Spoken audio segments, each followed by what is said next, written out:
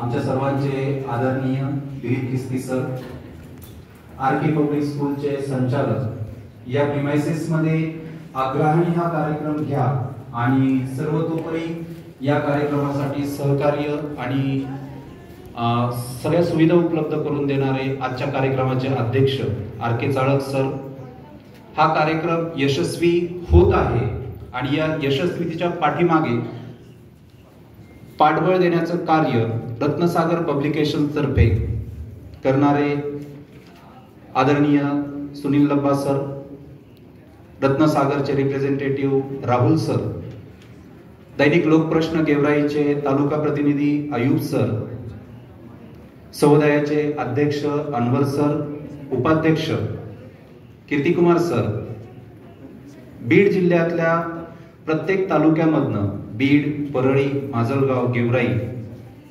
आष्टी, आंबेजोगाई या ठिकाणाहून उपस्थित असणाऱ्या सर्व CBSE स्कूल्सचे प्राचार्य, आज ज्यांचा सन्मान होत आहे असे सर्व सन्माननीय शिक्षक, त्यांच्या कार्याचा गौरव, त्यांच्या कार्याच्या गौरवाचं प्रतीक आणि त्यांच्या कार्याच्या गौरवाचा सन्मान आज बीड समुदाय आणि रत्नसागर पब्लिकेशन्सच्या वतीने या ठिकाणी होत आहे। ते सर्व पुरस्कार प्राप्त शिक्षक, त्यांच्यासोबत त्यांच्या परिवारातील उपस्थित सदस्य, आरके पब्लिक स्कूलचा शिक्षक वृंद, सहकर्मचारी वृंद आणि उपस्थित सर्वांचं या कार्यक्रमाला स्वागत करून एक छोटंसं कार्य माझ्या वाट्याला दिलं आहे, ते म्हणजे आजच्या कार्यक्रमाच्या पाहुण्यांचं परिचय करून देणे।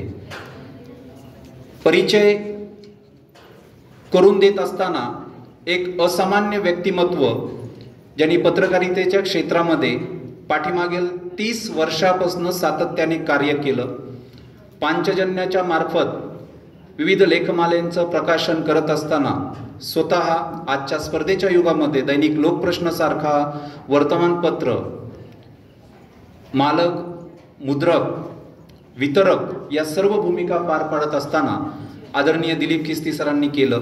पण फक्त पत्रकार म्हणूनच किंवा फक्त संपादक म्हणूनच सरांना आजच्या कार्यक्रमाला उपस्थित आहेत किंवा आजच्या कार्यक्रमाचे प्रमुख पाहुणे आहेत असं नाही। तर आदरणीय दिलीप किस्ती सर बीड मधील सगळ्यात जुन्या शिक्षण संस्थेच्या मार्फत चालत असलेल्या संस्कार विद्यालयाचे कार्यकारी संचालक आहेत, संचालक मंडळामध्ये आहेत आणि बीडच्या शिक्षण क्षेत्रामध्येही सरांचं भरीव योगदान आहे। नुकताच 30 वर्ष पत्रकारितेमध्ये कार्य केल्यामुळे सरांचा बीड जिल्हा पत्रकार संघाच्या वतीने आणि त्यांच्या स्नेह्यांच्या वतीने गौरव सोहळा पाठीमागच्या डिसेंबर महिन्यामध्ये संपन्न झाला। योगायोगाने सरांना आज आपण इथे बोलवलं आहे। सरांचा कालच वाढदिवस होता।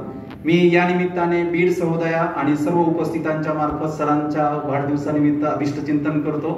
ही संधी मला काल भेटणार होती, पण मुद्दाम ती आजपर्यंत ठेवून सगळ्यांच्या समक्ष मी सरांचं इथं अभिष्टचिंतन करत आहे।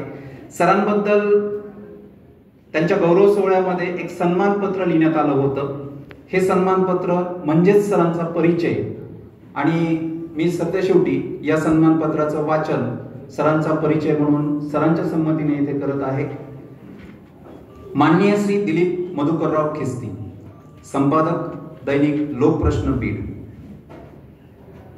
सरांच्या 30 वर्षाचा कार्याचा गौरव या सन्मानपत्रामधून होत आहे। आपणास हे सन्मानपत्र देताना आम्हास मनस्वी आनंद होतो आहे। आपली 3 दशकांची पत्रकारिता सकारात्मक विचारांनी भरलेली आहे।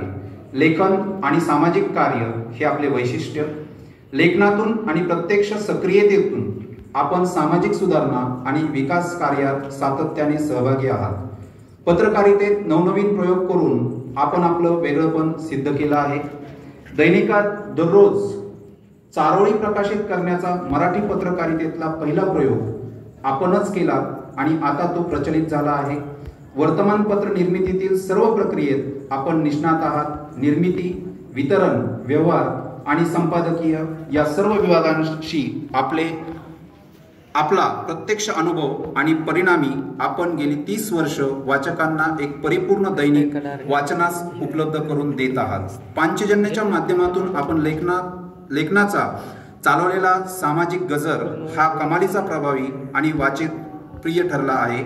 आपल्या पत्रकारितेतील भरीव योगदानाची दखल घेत सन्मानाने आपल्याकडे शैक्षणिक क्षेत्राची धुराही सोपवली आहे आणि या क्षेत्रात देखील आपण यशस्वी व्हाल याची खात्री आहे. हे सन्मानपत्रामध्ये लिहिलेलं आहे. पण सर, संस्कार प्रबोधिनीचं कार्य हाती घेतल्यानंतर सरांनी सेन्स इंग्लिश स्कूल ही संस्कार प्रबोधिनी मार्फत चालत होती आणि नुकतीच नामलगाव फाट्यानजीक संस्कार इंग्लिश स्कूल पण एका मोठ्या वास्तूमध्ये सुरू केली आहे आणि लवकरच सरांची ही संस्था सुद्धा आपल्या समुदायाचा निश्चित सदस्य होणार आहे.